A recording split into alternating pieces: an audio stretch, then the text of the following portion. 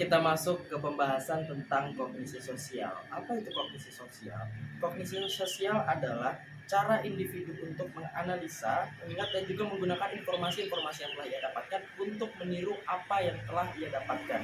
Nah, ada beberapa contoh terkait tentang kognisi sosial.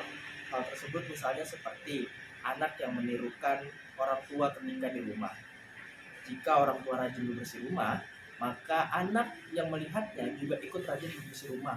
Atau adik yang mengikuti kakaknya. Jika kakaknya suka bermain video game, maka adiknya juga ikut suka bermain video game. Itu adalah penjelasan terkait kognisi sosial. Dalam kognisi sosial ada istilah skema yang merupakan kerangka mental untuk mengorganisasi dan menggunakan informasi sosial. Menurut Taylor, pada tahun 2009, skema adalah tatanan struktur pengetahuan atau pemahaman tentang konsep atau stimulus tertentu. Skema juga dapat mencakup pengetahuan tentang konsep atau stimulus, hubungan antara pemahaman yang berbeda tentang konsep tersebut, serta contoh-contoh spesifiknya. Skema dapat berupa pengetahuan tentang orang tertentu, peran sosial atau diri sendiri, sikap terhadap objek tertentu, stereotip tentang kelompok tertentu, atau juga persepsi tentang kejadian umum. Selanjutnya saya akan menjelaskan mengenai pengaruh skema terhadap kognisi sosial. Jadi, menurut hasil penelitian mengungkapkan bahwa skema menimbulkan efek yang kuat pada 3 proses dasar, yaitu atensi, encoding, dan retrieval. Yang pertama kita akan membahas tentang perhatian atau atensi, atau juga bisa disebut dengan attention. Jadi, skema berperan sebagai penyaring atau informasi yang konsisten dengan skema lebih diperhatikan dan lebih mungkin masuk ke kesadaran. Dan yang kedua ada pengkodean atau encoding. Jadi encoding ini informasi yang menjadi fokus atensi lebih mungkin disimpan dalam memori jangka panjang. Jadi informasi yang konsisten dengan skema yang dikodekan. Dan yang terakhir ada mengingat kembali atau retrieval. Jadi orang cenderung mengingat dan menggunakan informasi yang konsisten dengan skema yang lebih banyak daripada informasi yang tidak sesuai dengan skema. Nah, skema ini terbukti berpengaruh terhadap semua aspek dasar kognisi sosial. Dalam hubungannya dengan atensi, skema seringkali berperan sebagai penyaring informasi yang konsisten dengan skema lebih diperhatikan dan lebih mungkin untuk masuk ke dalam kesadaran kita. Informasi yang tidak cocok dengan skema, kita seringkali diabaikan kecuali informasi itu sangat ekstrim.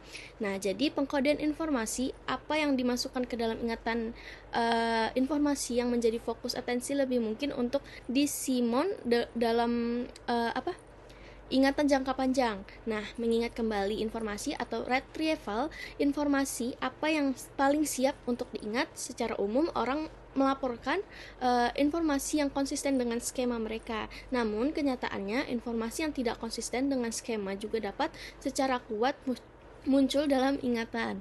Jadi skema juga memiliki kelemahan.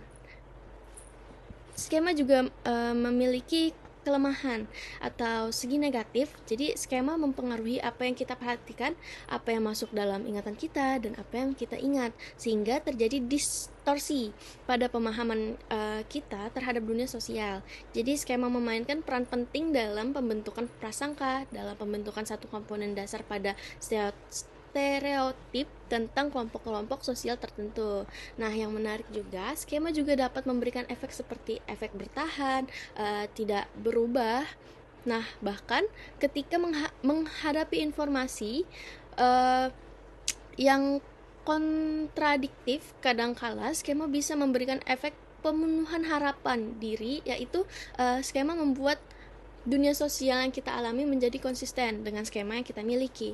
Contoh efek bertahan, ketika kita gagal, kita berusaha menghibur diri sendiri dengan berkata, kamu hebat kok, ini karena pertandingan yang tidak adil aja. Nah, itu adalah salah satu contohnya lah ya. Ramalan yang mewujudkan dirinya sendiri, yaitu ramalan yang membuat ramalan itu sendiri benar-benar terjadi. Skema guru untuk siswa yang minoritas yang menyebabkan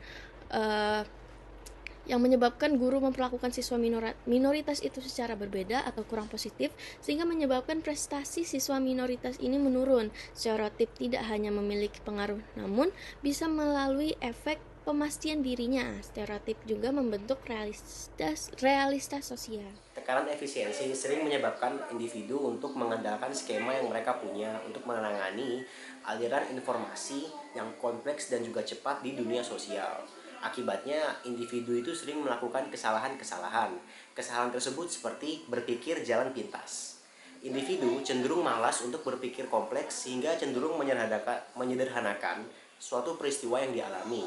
Penyederhanaan itu dilakukan dengan cara representasi, yaitu di mana individu mengambil kesimpulan mengenai gejala sosial menggunakan ciri-ciri tertentu. Lalu ada framing, yaitu pengambilan kesimpulan melalui peristiwa yang baru saja dialami atau yang paling dialami. Lalu ada base rate fallacy, yaitu di mana pengambilan kesimpulan dengan cara melakukan generalisasi pada sekelompok individu berdasarkan perilaku individu lain. Lalu yang terakhir ada keterbatasan informasi yang tersedia, yaitu individu mengambil kesimpulan dengan minimnya informasi yang tersedia. Selanjutnya, ada berpikir ilusi. Nah, berpikir ilusi sendiri merupakan kesalahan individu dalam mempersepsikan sesuatu. Dalam psikologi sosial, individu sering mengalami kesalahan dalam mempersepsikan sesuatu yang mengakibatkan terjadinya kesalahan juga dalam kognisi sosial individu tersebut. Berpikir ilusi ini dibedakan menjadi 3. Yang pertama itu ada ilusi tentang korelasi atau illusory correlation. Ilusi ini terjadi apabila individu menghubungkan dua hal yang berhubungan, padahal sebenarnya tidak. Yang kedua, ada ilusi kontrol atau illusory control. Individu ini menganggap seakan-akan dirinya bisa mengendalikan lingkungan di sekitarnya. Yang ketiga, ada penilaian terlalu percaya diri atau overconfident judgment, yaitu individu salah memberikan penilaian atau menarik kesimpulan akibat terlalu percaya pada dirinya sendiri. Selanjutnya, ada halo effect. Biasanya terjadi pada saat individu bertemu pertama kali dengan individu lainnya. Individu dikaburkan dengan penampilan individu lain sehingga membentuk kesan yang salah mengenai individu lain tersebut. Terjadinya halo effect ini dikarenakan cara berpikir individu yang cenderung membuat kategorisasi mengenai sifat manusia, yaitu kategorisasi sifat baik maupun buruk. Nah, selanjutnya ada aspek kognisi sosial. Aspek kognisi sosial adalah bagaimana kita berpikir tentang orang lain dan berinteraksi dengan mereka. Ini mencakup kemampuan kita untuk memahami pikiran, perasaan, dan niat orang lain. Misalnya, kita dapat membaca ekspresi wajah seseorang untuk mengerti apa yang mereka rasakan, dan kita bisa memahami apa yang mereka pikirkan berdasarkan tindakan dan kata-kata mereka. Aspek kognisi sosial juga melibatkan kemampuan kita untuk merasakan emosi orang lain dan mengaitkannya dengan pengalaman kita sendiri. Kita bisa memahami apa yang membuat seseorang senang, sedih, atau bahkan marah, dan kita dapat meresponnya dengan empati. Selain itu, aspek kognisi sosial juga mencakup kemampuan kita untuk membentuk persepsi sosial dan memahami norma-norma sosial dalam kelompok atau masyarakat di mana kita berada. Ini memungkinkan kita untuk memahami sikap dan perilaku yang diharapkan dalam berbagai situasi sosial. Secara keseluruhan, aspek kognisi sosial membantu kita berkomunikasi dengan orang lain dengan lebih baik, membentuk hubungan yang kuat, dan memahami bagaimana kita berinteraksi dalam lingkungan sosial kita. Nah, tadi kan udah jelaskan mengenai kognitif. Sebenarnya ada nggak sih hubungan antara kognisi dan afeksi? Ternyata walaupun berbeda, tapi kedua hal tersebut itu saling berhubungan erat. Nah, berdasarkan penelitian, kognisi itu mempengaruhi afektif dan begitu pun sebaliknya.